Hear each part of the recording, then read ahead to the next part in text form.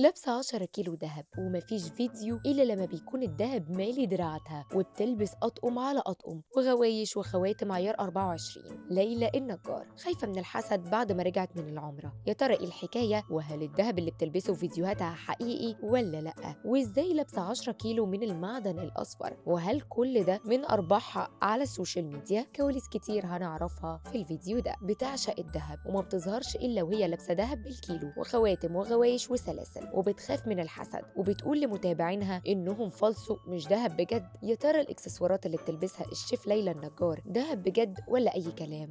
وليه خايفه من الحسد؟ مفيش حد ما يعرفش ليلى النجار وقد ايه هي شاطره في المطبخ، وقدرت تحقق نجاح كبير على السوشيال ميديا، وفيديوهاتها حرفيا بتجيب ملايين المشاهدات. واول واحده عملت اختراع تخزين الملوخيه في الثلاجه بدل ما نشتريها مجمده وجاهزه من بره. واحده واحده الظهر لعب مع ليلى النجار وفتحت محل عبايات، وما بتطلعش في محتوى ليها إلا وهي لابسة ديزاين بتاعها، وفتحت أول فرع ليها في حدائق القبة في القاهرة.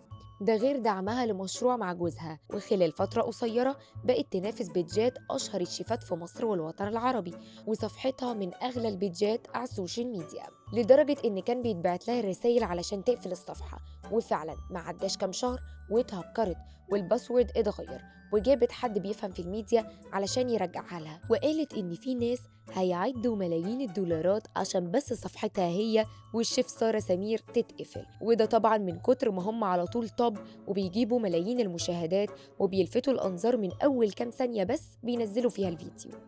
حتى لما قالت ليلى النجار إن اللي مزعلها إن شقة عمرها راح في غمضة عين، وإن ملهاش بيج تانية تقدر تنقل عليها فيديوهاتها اللي حققت نجاح كبير جدا، وإنها اتعلمت من غلطتها وأمنت عليها وعملت بيج تانية بحيث تقسم عليها المحتوى. ليلى النجار مفيش فيديو ما بتظهرش عليه إلا والغوايش بتشخلل في إيديها والخواتم لابساها وبتغسل بيها، ولا بتصدي ولا أي حاجة. عشان كده الناس بتقول إن اللي في إيديها ده دهب، مستحيل يكون فالصو. لدرجة إن الناس قعدت تسأل ليلى النجار هو اللي في إيدك ده دهب بجد ولا أي كلام، وهي ما كانتش بترد لحد ما رجعت من العمرة وكانت عاملة وليمة كبيرة وجابت هدايا لأولادها ولأصحابها، والدهب زاد أكتر وأكتر في إيديها، اللهم لا حسد.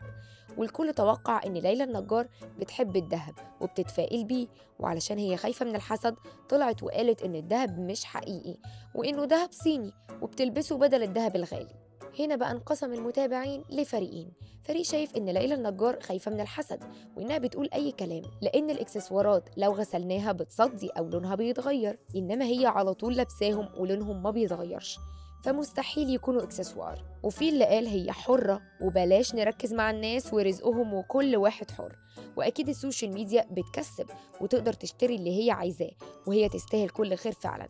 حتى لو هي خايفة من الحسد فده حقها، لأن اللي حصل لها مش قليل، وده لأنها تعبانة بمرض وحش، غير البيج بتاعتها اللي اتسرقت، وكل حاجة هتروح في لحظة. يا ترى تفتكروا اللي في إيد ليلى النجار ده دهب حقيقي فعلا ولا فالصو؟ وهل هي بتخاف من الحسد؟